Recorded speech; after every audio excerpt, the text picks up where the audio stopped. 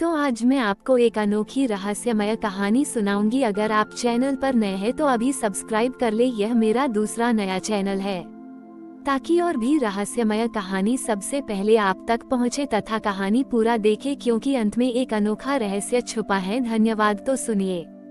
पुरी के जगन्नाथ मंदिर की एक शांत गली में कमला नाम की एक बूढ़ी महिला रहती थी। वह जन्म से ही दृष्टिहीन थी, लेकिन उसके हाथों में जादू था। वह बिना देखे भी सबसे सुंदर और सुगंधित फूलों की मालाएं गूंथ लेती थी। उसकी मालाएं इतनी महीन और पवित्र होती थीं कि मंदिर के पुजारी भी उन्हें पसंद करते थे।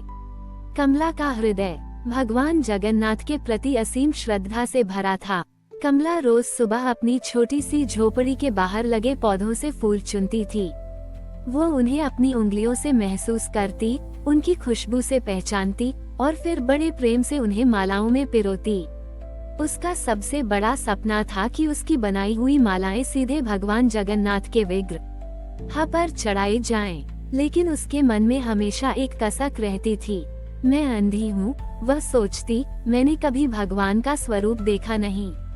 मैं कैसे जानूंगी कि मेरी मालाएं उनके योग्य हैं?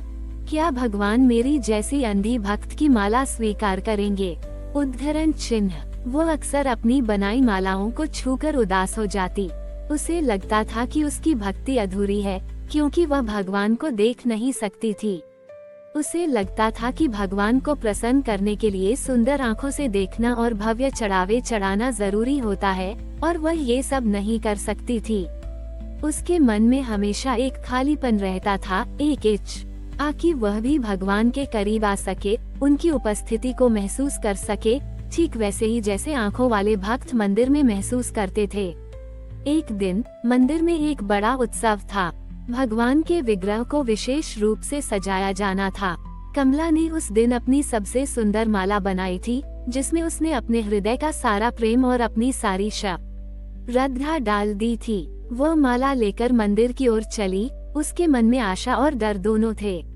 मंदिर में भक्तों की भारी भीड़ थी। कमला को भीड़ में रास्ता बनाना मुश्किल हो रहा था। उसे लगा कि वो कभी भगवान तक नहीं पहुंच पाएगी। तभी एक युवा पुजारी, जिसका नाम माधव था, ने उसे देखा। माधव बहुत दयालु था और हर भक्त की मदद करता था। दादी माँ, माधव ने विनम्रता से कहा, आप कहाँ जा रही हैं? क्या मैं आपकी मदद कर सकता हूँ? कमला ने अपनी व्यथा बताई। बेटा, मैं भगवान जगन्नाथ के लिए यह माला लाई हूँ, लेकिन मैं अंधी हूँ और मुझे नहीं पता कि मैं इसे कैसे चढ़ाऊँ। क्या भगवान मेरी इस अंधी भक्त की माला स्वीकार करेंगे?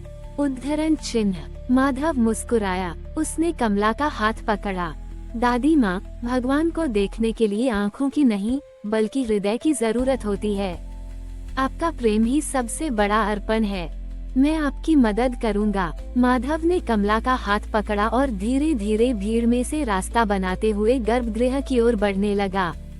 कमला ने अपनी माला को कसकर पकड़ा हुआ था। उसका हृदय धड़क रहा था। उसे लगा कि वह केवल एक माला नहीं ले जा रही, बल्कि वह अपने पूरे जीवन की भक्ति को ले जा रही है। जब वे गर्भगृह के पास पहुँचे, तो माधव ने कमला को भगवान जगन्नाथ के विग्रह के सामने खड़ा किया। दादी माँ, माधव ने फुसफुसाया, आप भगवान के ठीक सामने हैं। अब आप अपनी माला अर्पित कर सकती हैं। कमला ने अपनी माला को अपने हृदय से लगाया। उसकी आंखें तो नहीं देख सकती थीं, लेकिन उसने अपने भीतर भगवान जगन्नाथ की उपस्थिति को महसूस किया। उसने अपने पूरे प्रेम और श्रद्धा के साथ माला को आगे बढ़ाया। माधव ने धीरे से उसका हाथ पकड़ा और माला को भगवान के विग्रह पर चढ़ाने में मदद की। जैसे ही माला भगवान के विग्रह पर चढ़ाई गई, एक अद्भुत घटना घटी। मंदिर में मौजूद सभी लोग चकित रह गए। भगवान जगन्नाथ की मूर्ति पर चढ़ाए गए सभी भव्य फूलों और मालाओं के बीच कमला द्वारा अर्पित की गई वह साधारण माला अचानक तेज चमकने लगी। उसकी खुशबू पूरे मंदिर में फैल गई, इतनी तीव्र कि किसी भी अन्य सुगंध को मात दे गई। ऐसा लगा मानो वह माला स्वयं भगवान के मुख पर एक मुस्कान ले आई हो। मंदिर के पुजारियों और भक्तों ने देखा कि यह कोई साधारण घटना नहीं थी। उन्हें लगा कि यह स्वयं भगवान का संकेत था। पंडित जी, जो ये सब देख रहे थे, कमला के पास आए। दादी माँ, पंडित जी ने कहा, आपने आज हमें सिखाया कि सच्ची भक्ति क्या होती है। आपकी आंखों में रोशनी नहीं है, लेकिन आपके हृदय में जो प्रकाश है वह किसी भी दीपक से अधिक तेजस्वी है। भगवान ने आपकी माला को स्वीकार किया है और उन्होंने हमें दिखाया है कि प्रेम और श्रद्धा ही सबसे बड़ा अर्पण है। कमला ने अपनी आंखें खोली, हालांकि वे कुछ देख नहीं सकती थीं। उसकी आंखों में खुशी के आंसू थे। उसे लगा कि भगवान जगन्नाथ स्वयं उसकी ओर देखकर मुस्कुरा रहे हैं। उसे अब कोई संदेह नहीं था। उसने समझ लिया था कि भगवान को केवल भाव चाहिए और उसकी अंधी आंखों से निकला प्रेम किसी भी कीमती चढ़ावे से कहीं अधिक मूल्यवान था। उस दिन से कमला ने कभी अपने आप को छोटा नहीं समझा। वह अब भी रोज सुबह अपनी मालाएं गूंथती और उन्हें मंदिर में अर्पित करती। उसे पता था कि उसकी अंधी आंखें भले ही भगवान को न देख सके, लेकिन उसका हृदय उन्हें हर पल महसूस कर सकता था। उसे पता चला कि भगवान को खोजने के लिए कहीं दूर जाने की जरूरत नहीं। वे तो हर उस हृदय में हैं जो प्रेम और करुणा से भरा हो। कमला की कहानी पूरे पुरी में फैल गई। वह अब केवल एक अंधी बूढ़ी महिला नहीं थी, बल्कि वह भक्ति वाली कमला दादी के नाम से जानी जाने लगी। लोग दूर दूर से उसके पास आते, न केवल उसकी बनाई मालाएं खरीदने के लिए, बल्कि उसकी ज्ञान भरी बातें सुनने के लिए। बड़ी कमला उन्हें अपनी सरल भाषा में बताती कि कैसे भगवान जगन्नाथ को किसी भव्यता की जरूरत नहीं, उन्हें तो बस निस्वार्थ प्रेम और पवित्र हृदय चाहिए। कमला ने अपनी बाकी जिंदगी अपने फूलों की सेवा और भगवान के संदेश को फैलाने में लगा दी। वो अब कभी अपनी अंधी आंखों को लेकर शिकायत नहीं करती थी। उसे पता था कि उसका हृदय ही उसके लिए सबसे पवित्र स्थान था, जहां वह हर दिन भगवान का दर्शन करती थी। उसने लोगों को सिखाया कि कैसे सच्चा दर्शन किसी बाहरी दिखावे में नहीं, बल्कि आंतरिक विश्वास और पवित्रता में होता है। उसने उन्हें बताया कि कैसे भगवान हर पल मौजूद हैं, चाहे कोई उन्हें देखे या न देखे, चाहे कोई उन्हें सुने या न सुने। उसकी शिक्षाओं ने कई लोगों के जीवन में बदलाव लाया। जो लोग पहले केवल बाहरी चीजों में भगवान को खोजते थे, वे अब अपने भीतर और अपने आसपास की हर चीज में भगवान की उपस्थिति महसूस करने लगे। पुरी में एक नई भावना का संचार हुआ, संतोष, कृतज्ञता और अपने काम के प्रति सम्मान की भावना।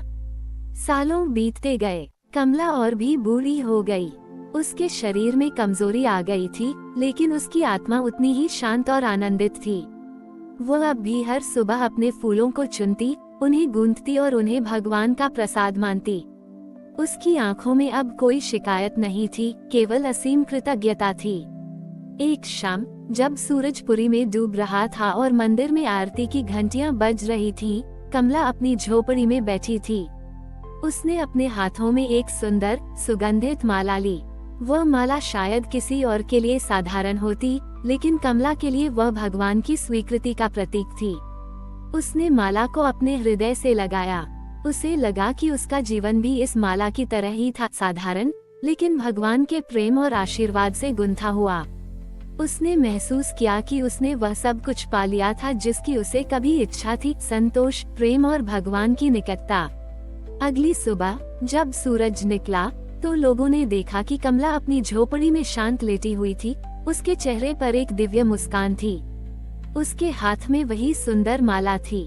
पुरी के लोगों ने शोक मनाया, लेकिन उनके दिलों में कमला के प्रति गहरा सम्मान था। उन्हें पता था कि कमला ने उन्हें न केवल माला गूंथना सिखाया था, बल्कि बड़ी ही वन का सच्चा अर्थ भी सिखाया था। आज भी जब पुरी में कोई भक्त भगवान जगन्नाथ को फूल चढ़ाता है, तो उसे कमला की कहानी सुनाई जाती है। लोग कहते हैं कि भगवान को देखने के लिए आँखों की नहीं, बल्कि हृदय की जरूरत होती है, और भगवान जगन्नाथ का प्रेम हर उस व्यक्ति के साथ है जो निस्वार्थ भाव से भक्ति करता है। और कमला का जीवन हमेशा के लिए पुरी की आत्मा में समा गया, ये सिखाते हुए कि सच्ची भक्ति किसी बाहरी दिखावे में नहीं, बल्कि अपने हृदय की पवित्रता में होती है। हमारी और भी आध्यात्मिक एवं अनोखी कहानियाँ देखने के लिए हमारे चैनल पर जाएं तथा धार्मिक एवं पौराणिक अनोखी कहानियाँ हमारे चैनल पर है। कृपया जाके देखें तथा हमारे चैनल को सब्सक्राइब करके रखें और वीडियो लाइक जरूर करें। धन्यवाद।